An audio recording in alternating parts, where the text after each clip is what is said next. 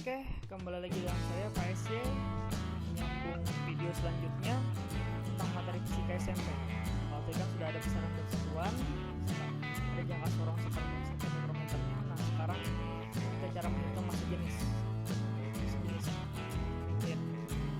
Ini adalah cara menghitung massa jenis. Ini segitiganya. Massa jenisnya kolom benda. Kalau kita mencari rho, ini namanya rho ya. Kalau kita mencari rho berarti massa per kolom. Sebenarnya massa itu harus dalam kilogram, massa jenis dalam kilogram per meter kubik, dan kolom harus dalam meter kubik. Tapi biasanya soal biasanya ini contoh soal ya. Ini misalnya massanya adalah 80 gram. Ini soal gitu, maksudnya dalam gram. Kolomnya bang, misalnya gambar gitu. Ini kolomnya kayak ini, dalam mililiter. Sebenarnya mililiter itu sama dengan sentimeter kubik, atau nama lainnya bisa cc. Bagaimana mengukur kolom benda ini? Kan nih, ketika kosong kolom bendanya ada kolom airnya adalah 20 mili. Isi benda kolom airnya jadi 60 mili. Jadi kolom bendanya adalah kolom akhir, kolom awal berarti 40 atau 40 cm. Dan ini misalnya massanya adalah 80 gram. Bagaimana kita mencari massa jenis? Rho sama dengan massa per kolom. Tadi massanya 80 gram, kita bagi dan volumenya kita dapat adalah 40.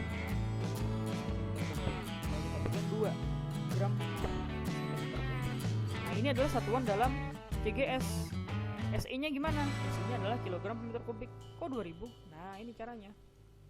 Kalian harus ingat mengubah atau mengkonversi dari gram per sentimeter kubik menjadi kilogram per meter kubik, tinggal kita kali 1000 aja. Misalnya nih, nilainya 0,8. Berapa dalam ini?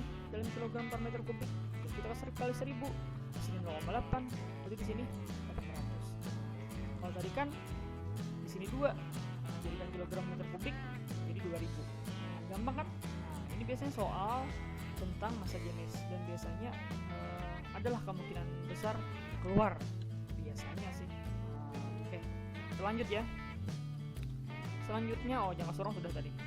Nah, selanjutnya adalah konversi suhu. Nah, cara mengkonversi suhu gampang. Maksudnya ini kan suhu itu satuan juga ada 4: Celsius, Reaumur, Kelvin, dan Fahrenheit. Nah, ini cara cepatnya. C per 5, R per 4, K per 5, F min 32 per 9. Ini contoh example nih. Diketahui Celsius 40 derajat Celsius. Pertanyaan Fahrenheit. Celsius mana? Oh, ini Celsius, tulis C per 5. Fahrenheit mana? Oh, ini F min 32 per 90. Jadi ini sama dengan ini. Tinggal kita masukkan nilainya 40 Celsiusnya. Ganti nih C-nya 40, ya kan? Nah, per 5 F min 32 per 9. Kali silang aja. Jadi kan kalau kita mencari ini kita tutup yang ini. Jadi caranya adalah 40 kali 9, ini kali silang nih, 40 disilang dikali 9 gaji 5. Nah, 40 ini kita coret dengan 5, sisanya 8 kali 9 72, ya kan? Nah, sama dengan F min 32 ini pindah ruas ke kanan jadi apa? Jadi plus kan? 72 ditambah 32 104 derajat derajat Fahrenheit. Cuma ingat ya, Celsius punya derajat, artinya penyebutannya derajat Celsius, derajat Reaumur, derajat Fahrenheit. Tapi kalau Kelvin tidak ada, langsung aja Kelvin. Tadi satuan suhu dalam SI apa? Kelvin. Kalau Celsius itu bukan SI ya, Celsius itu dalam CGS. Oke, lanjut. Nah, sekarang pemuaian. Bab pemuaian. Untuk SMP biasanya pemuaiannya dipakai cuma pemuaian panjang. Kalau SMA ada pemuaian kolom dan luas. Ini alfa ya. Ini fotonya mungkin kurang jelas nih karena efek cahaya. Ini sebenarnya alfa set. Nah, ini seperti ini. Nah, ini segitiganya supaya gampang kalian menghafal. Kalau kalian mencari delta L, tutup delta L nya, berarti rumusnya adalah L0 dikali alfa dikali delta T. Kalau kita mencari L0 apa? Nah, L0 nya tutup, berarti sisanya adalah delta L dibagi alfa dikali delta. Kalau kita mencari delta T, tutup delta T nya. Berarti kan caranya adalah delta L dibagi L0 dikali alfa. Nah, delta L kan pertama panjang, L0 panjang mula-mula benda sebelum dipanaskan. Nah, alfa ini sebenarnya koefisien muai panjang. Nah, kalau koefisien muai luas namanya beta, kalau koefisien mulai kolom namanya gamma. Tapi kalian nggak belajar SMP gitu, SMA aja tuh. Nah ini ada pernyataan, semakin besar nilai koefisien y, maka semakin besar juga pertambahan panjangnya. Semakin cepat perubahan suhu jika dipanaskan. Ini maksudnya, apabila ini besar, maka pertambahan panjang benda ketika dipanaskan juga besar. Maka perubahan suhunya ketika dipanaskan pun begitu cepat dan nilai koefisien y besar. Contoh nih, ada dua buah benda, atau ini namanya apa nih, bimetal ya kan, gabungan dua buah benda yang memiliki koefisien y berbeda. Misal nih, koefisien y pertama yang biru nih 0,00024, ini kan 0,00012. Antara ini mana yang lebih besar? Jelas alpha 1 kan ya kan, benda biru lebih besar nilainya. Akhirnya ketika dipanaskan ini lebih panjang, ya ini lebih pendek, karena ini lebih, yang koefisien y2 ini lebih kecil nilainya, akhirnya ini lebih pendek. Ibarat melengkungnya, ini yang di dalam, ini yang di luar. Nah, ini menunjukkan bahwa pertambahan panjang delta L1 ini akan lebih besar dibanding pertambahan panjang delta L2 karena nilai koefisien mereka berbeda. Oke, paham kan? Gampang nih, ini segitiganya. Lanjut. Nah, kalor ini yang paling terkadang bikin pusing kata siswa. Sebenarnya kalor di sini, kalor ya, bukan kolor, kalor. Ini kan ada kalor, ada kelot, kalor ya kan. Kalau kalor tuh sebenarnya bukan panas, pengertian kalor adalah perubahan panas. Nah, kalor satunya joule. Joule ini dalam SI. Kalau di dalam CGS kalori, ada konversinya. Cuman yang kita pakai aja yang SI ini sering. Nah, sesuaikan kalau ini joule, maka ini joule per kilogram derajat Celcius, ini joule per kilogram, maka ini dalam kilogram. Sama kayak ini. Kalau di sini dalam kalori, nah ini kan kal sini gram. Nah ini lihat nih grafiknya, grafik suhu terhadap kalor. Suhunya Celcius ya, bukan Kelvin, karena memang biasanya di kalor ini suhunya dalam Celcius. Nanti kalau kalian belajar bab termodinamika tuh biasanya kalau di SMA suhunya bukan dalam Celcius tapi dalam Kelvin. Nah, tapi kalau untuk kalor ini suhunya dalam Celcius. Nah ini grafiknya nih, naik datar, naik datar. Nah ini suhunya min,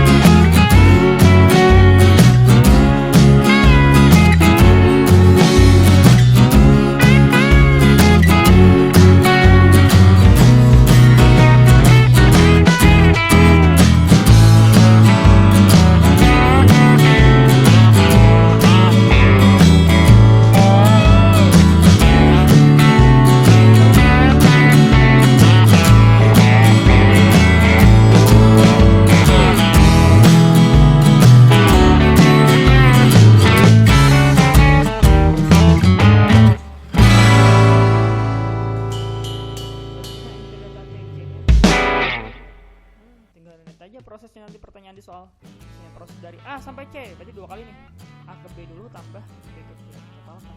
Nah, gampang kan? Nah ini adalah kalor. Selanjutnya next. Nah grafik gerak, yang lumrah dipakai biasanya ada dua, ada grafik V terhadap T atau kecepatan terhadap waktu, yang kedua adalah grafik S terhadap T. Nah, tapi biasanya nggak menghitung nih, paling menganalisis aja. Nah, pertama dulu ya, grafik kecepatan terhadap waktu. Nah, lihat nih, dari A ke B grafiknya apa? Naik kan? Ingat ya, membaca grafik dari kiri ke kanan. Kenapa? Karena di sini 0, nolnya di sini dan arah waktunya ke kanan. Karena arah waktu ke kanan, maka kita membaca grafik dari kiri ke kanan. Seandainya arah waktunya ke kiri, maka kita membaca grafik dari kanan ke kiri. Kalau ini kan arah waktunya ke kanan, berarti kita membaca grafiknya dari kiri ke kanan. Nah, nih grafiknya naik A ke B. Grafik naik A ke B berarti dia dipercepat, GLBB dipercepat. Karena kan di sini kecepatannya 0, di sini kecepatannya jadi 40. Kalau grafik B ke C, dia adalah GLB atau kecepatan tetap. Kan di B kecepatannya 40, di C kecepatannya berapa? 40 juga, artinya kecepatannya tidak berubah. Kalau kecepatan benda tidak berubah, berarti dia GLB atau dia tidak mengalami percepatan dan pelambatan. Nah, tapi kalau dari C ke D, kecepatannya menurun nih, dari 40 menjadi 0, berarti dia diperlambat. Nah, cara mencari percepatannya, kita mencari nilai, oh ini mencari luas grafik ya. Luas grafik adalah cari jarak. Nah, jadi kalau ada pertanyaan berapa jaraknya, nah maka tinggal kalian cari aja luas bangunnya. Misalnya nih, jarak dari detik 0 sampai detik kedua, maka luas bangunnya adalah luas segitiga. Nah, berapa luas segitiga nih? Setengah alasnya kali tinggi. Misalnya dia mencari jarak tempuh dari B ke C atau dari waktu 2 detik ke 4 detik. Berarti luas apa nih? Oh, ternyata luas persegi panjang. Nah, tinggal kamu kali aja luasnya. Panjangnya 40, lebarnya 2. Ya kan? Tapi nih, misalnya dia mencari detik dari 0 sampai ke 6, artinya dari A, B, C sampai D. Berapa tuh waktu apa? Jarak totalnya. Tinggal kamu cari luas grafiknya keseluruhan. Apa ini bawahnya trapesium ya kan? Nah, trapesium apa luasnya? 2 panjang sejajar ditambahkan bagi 2 kali tinggi. Panjang pertama 6, panjang kedua dari 2 ke 4 yang 2 dibagi 2, ini adalah 40, didapatlah 160 meter. Itulah jaraknya. Nah, itu adalah grafik V dan T. Tema yang kamu ingat adalah grafik naik, lurus, dan turun. Naik dipercepat, lurus GLB, turun diperlambat pada grafik ya. Tapi kalau pada gerak real atau gerak sesungguhnya, misalnya naik gunung dan turun gunung, kalau dia naik gunung berarti dia diperlambat. Kalau dia turun gunung berarti dia dipercepat. Ya kan? Orang turun gunung kan biasanya bersepeda tambah laju ya kan? Atau mungkin buah kelapa dijatuhkan dari puncaknya, dari atas pohonnya, tambah laju kan turunnya. Nah, itu geraknya dipercepat. Udah, oke. Next, grafik S dan T. Nah, ini lihat nih, ada berapa keadaan nih? 1, 2, 3, 4. Nah, grafik S dan T ada 4 keadaan. Oke, kita perbesar. Nah, nih, yang pertama grafik lurus, set dari 0 ke A. Itu adalah grafik GLB, gerak lurus beraturan, artinya kecepatan tetap. Sekarang grafik melengkung atau eksponen dari A ke B. Nah, lihatlah, ini grafiknya naik ya kan? Nah, ini berarti dia dipercepat. Nah, tapi kalau kebalikannya, grafiknya naik tapi melengkung kayak ini, dari B ke C, nah, maka dia diperlambat. Nah, tapi kalau dari C ke D, ini grafiknya lurus nih, lurus nih. Artinya apa? Posisinya nggak berubah. S ini kan posisi, bukan jarak. S ini posisi ya. Nah, ini kan ketika di C posisinya sekian, ketika di D posisinya pun sekian, tidak berubah. Kalau orang posisinya tidak berubah, berarti dia tidak bergerak atau nama lainnya adalah diam. Nah, ya kan? Gampang kan? Nah, next. Nah, hukum Newton. Hukum Newton yang sering kita pakai adalah 3, tapi sebenarnya tidak 3, ada lagi hukum gravitasi Newton. Cuman yang untuk hukum geraknya ada 3, hukum 1, hukum 2, dan hukum 3. Hukum 1 Newton, orang menyebutnya bisa hukum kelembaman atau kemalasan atau inersia. Maksudnya apa? Maksudnya adalah benda cenderung ingin mempertahankan keadaan. Misal nih, dia bergerak, ingin selamanya bergerak. Itu hukum 1 Newton. Dia malas atau mungkin dia diam, ingin selamanya diam. Itu hukum 1 Newton. Nah, kalau persamaan resultan gayanya adalah sama dengan 0. Artinya misalnya nih, Andi menarik benda ke kanan sebesar 10 Newton, Budi menarik benda ke kiri sebesar 10 Newton juga. Artinya ada dua gaya dengan arah berbeda cuma nilai sama. Misalnya nih, Andi dari ke kanan 10, Budi ke kiri 10, maka resultannya adalah 0. Berarti dia hukum 1 Newton. Atau mungkin contoh dalam kehidupan nyatanya, misalnya nih, kita naik mobil ternyata nih supir merem mendadak, ya kan. Nah, kita kan awalnya keadaan bergerak, ya kan. Ternyata supir merem mendadak, akhirnya apa? Ketika supir merem mendadak, tubuh kita terlempar ke depan, ya kan. Nah, artinya tubuh kita tuh cenderung ingin mempertahankan keadaan semula kan bergerak. Yang bergerak di selamanya, ketika diri orang mendadak, dia ke depan. Nah, itu hukum 1 Newton, atau hukum kelembaman atau kemalasan atau inersia. Kalau hukum 2 Newton kebalikan dari ini. Hukum 1 Newton kalau geraknya adalah gerak GLB. Hukum 1 Newton ini sebenarnya kasusnya dua macam. Hukum 1 Newton ini kasusnya dua macam. Pertama, kasus benda diam. Kedua, kasus benda bergerak, tapi geraknya harus GLB, gerak lurus beraturan.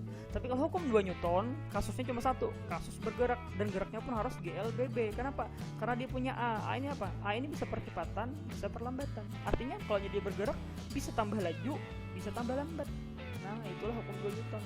Karena resultan G-nya tidak 0. Misalnya nih, Andi menarik benda ke kanan 10 Newton, ternyata Budi menarik benda ke kiri sebesar 12 Newton. Artinya kan resultannya tidak 0. Ke kanan 10 Newton, ke kiri 12. Resultannya tidak 0. Maka resultannya adalah sigma F sama dengan M kali A. Nah, contohnya kita misalnya mendorong mobil sampai bergerak. Nah, itu hukum 2 Newton. Ada orang tanya bagaimana tentang menendang bola. Kaki menendang bola, hukum berapa itu? Sebenarnya kalau kita menendang bola itu bukan hukum Newton, itu adalah impuls momentum, impuls sebenarnya. Nah, terus itu ada lagi yang tanya tentang pesawat, itu hukum berapa Newton? Nah, kalau pesawat sebenarnya tinjaunya bukan pesawatnya tapi sayap pesawatnya. Nah, kalau sayap pesawat itu sebenarnya bukan hukum Newton lagi tapi adalah hukum Bernoulli. Hukum Bernoulli. Nanti SMA kalian belajar. Kalau SMP belum sih. Nah, oke. Jadilah hukum 2 Newton ini adalah kebalikan dari hukum 1. Kalau hukum 1 Newton kasusnya dua macam, bisa diam dan bisa bergerak, tapi geraknya harus GLB.